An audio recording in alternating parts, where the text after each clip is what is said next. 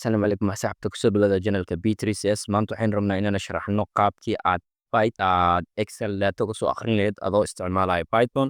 ana waxaan isticmaalaya Visual Studio haddii isticmaalaysa PyCharm marka la ayaan sharxi doonaa insha Allah marka Visual Studio gaaga soo furo ama VS Code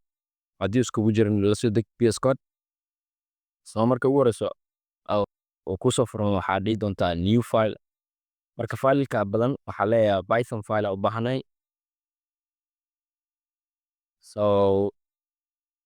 markuu noo soo furo waxaan leenahay control safe laana waxaan rabnaa inaan magac u bixino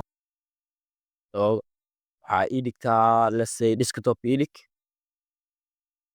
then waxaa u bixinaynaa our app.py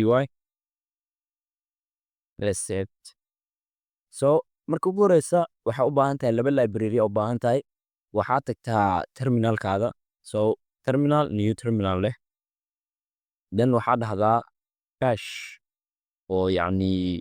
inuu ku geeyo meesha oo bib installiska yacni library lagu soo degsanayo marka koowaad waxaa soo degsanay library loo yaqaano Pandas loo isticmaalo data manipulation macnaha in datada wax loogu bedelo datada qayb lagu soo akhriyo markii loo baahan yahay daatooyin badan ana marka install lahay hore igu jiray saa u jeedid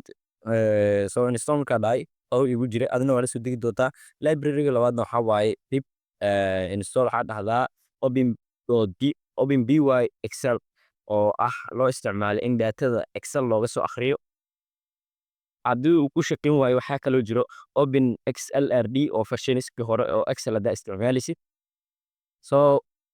waxaa imaataa yani haddii kugu jiro Microsoft Office Excelkaada soo furo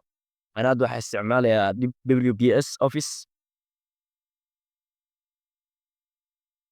waxaa samaysanaynaa Excelkii aad datada ka soo akhrin lahaynaa samaysanaynaa balaankii dheh then waxaa u baahannahay nooc oo yani ID-ga ahay namekii qofka iyo maadadii macnaha iska sambal waaye adiga waxay rabto yani daatadaada haddii badanta aniga waxay example iga tahay then let's say ID-ga koowaad magaca waxaa dhahdaa Maxamed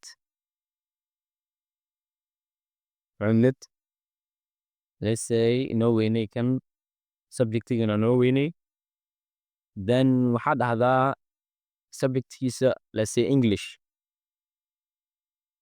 okay ID-ga labaad yani waa buubsiinaynaa datada iska sambal waaye si yani waxaa rabaa inaad tuso qaabka yani usoo aqrin lahayd oo keliya noo save garay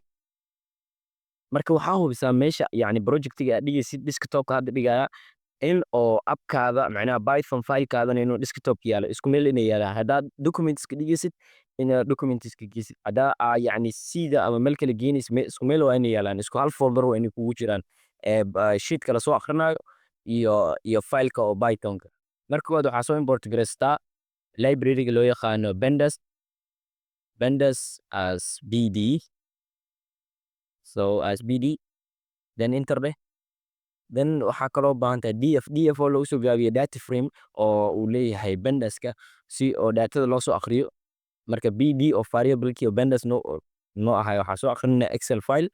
then Excel filekaa qoraynaa magaciisa marka hadda Excel filekeena wuxuu ahay new record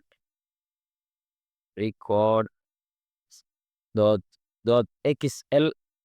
marka waxaa soo fiirisaa extensionka uu ku siinayo extensionka hadda kan ugu dambeeya waaye waa xlsx marka iska fiiri marka waxaa dhahdaa xlsx hit enter then waxaa dhahdaa noo soo daabac print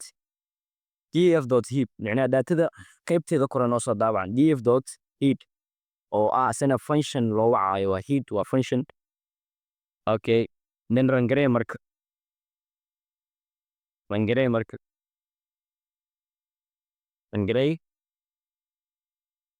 waa kana daatadii noo soo akhriyey waa magacii numberkii ID magacii iyo subjectiyadii maxamed iyo waxaa noogu jira yusuf soo fiiri marka excelka soo fiir waa maxamed iyo yusuf isla same waaye so marka I hope inaa muuqaal ka heshay abiya muuqaalku wax badan ka faa'iiday nagu soo biiri janaalka noo subscribe garee oo ku maasantaa daawashadaada so mahadsanid